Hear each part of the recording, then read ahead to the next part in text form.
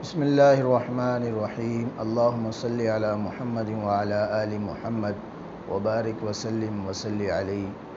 محترم ناظرین و سامعین، السلام علیکم ورحمۃ اللہ وبرکاتہ۔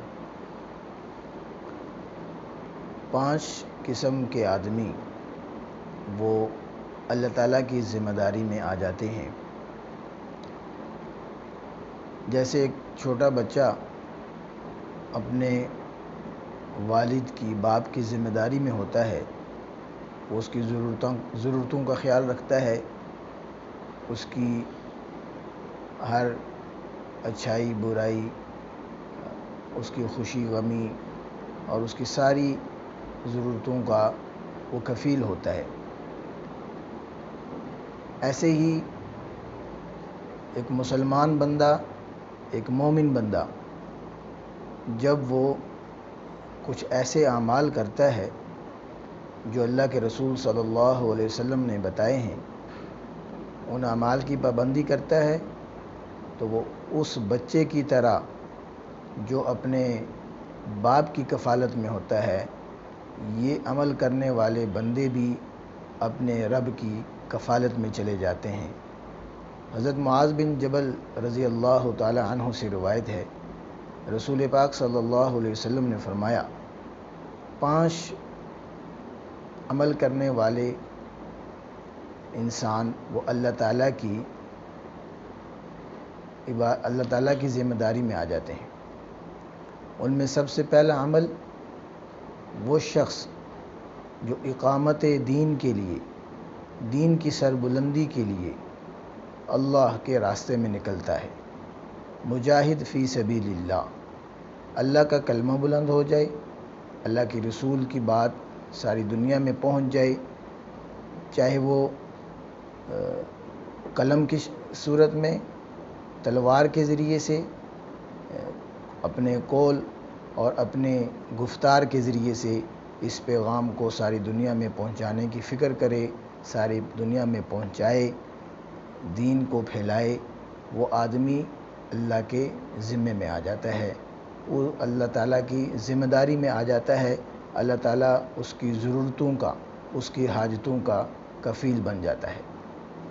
دوسرا وہ شخص جو کسی مریض کی عیادت کے لیے نکلتا ہے یا مریض کی عیادت کرتا ہے، یہ کتنا بڑا عمل ہے، اور آج اس عمل سے ہماری کتنی کوتاہی ہے کہ ہمارے گھروں کے اندر مریض ہوتے ہیں اور ہمیں ان کی عیادت، ان کی تیمارداری میں ہم سے سستی ہوتی ہے۔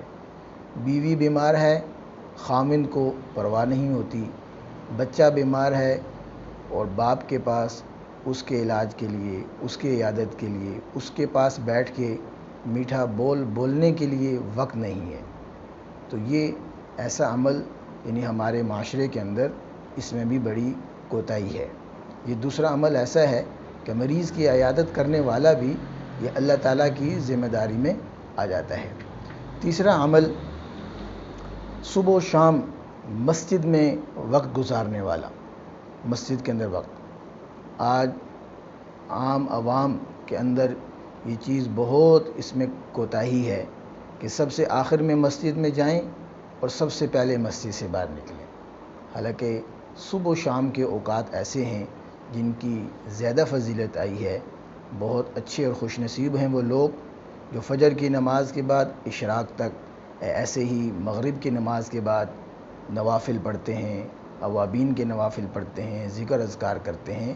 تو ایسے لوگ بھی اللہ تعالیٰ کی یہ چند گھڑی مسجد میں گزار کر وہ اللہ تعالیٰ کی ذمہ داری میں داخل ہو جاتے ہیں۔ چوتھا وہ شخص جو امام، اپنے مسجد کے امام جو عالم دین ہے یا کوئی بھی امام، پیش امام ہے، اس کا معاون و مددگار ہو، اس کا ہاتھ بٹاتا ہو، اس کی قدر کرتا ہو، اس کی ساتھ محبت رکھتا ہو۔ علماء کی محبت یہ تو دین کے ساتھ محبت کرنے کے مترادف ہے، اور علماء کے ساتھ بغض، علماء کے ساتھ لڑائی جھگڑا یا دل میں حسد بغض رکھنا، یہ دین اور اسلام کے ساتھ بغض اور عناد رکھنے کے مترادف ہے۔ بہرحال یہ تیسرا عمل، چوتھا عمل ایسا ہے کہ یہ عمل کرنے والا بھی اللہ تعالیٰ کی ذمہ داری میں آ جاتا ہے۔ اور پانچواں، وہ شخص جو کسی کا بھی برا نہ چاہے، کسی کا برا نہ چاہے، وہ اپنے گھر میں بیٹھا ہوا ہے اور دل میں سب مسلمانوں کی خیر خواہی کا جذبہ ہے، وہ اس خیر خواہی کے جذبے کی برکت سے اللہ تعالیٰ کی ذمہ داری میں آ جاتا ہے۔ یہ نبی علیہ الصلوۃ والسلام کا ارشاد مبارک ہے، جس کا مفہوم آپ کے سامنے پیش کیا۔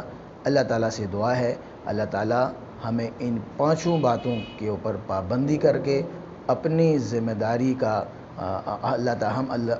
عمل کر کے، تاکہ ہم اللہ تعالیٰ کی ذمہ داری میں داخل ہو جائیں، اس کی فضیلت کو سامنے رکھتے ہوئے ہم ان اعمال کی پابندی کرنے والے بن جائیں۔ وآخر دعوانا ان الحمد للہ رب العالمین۔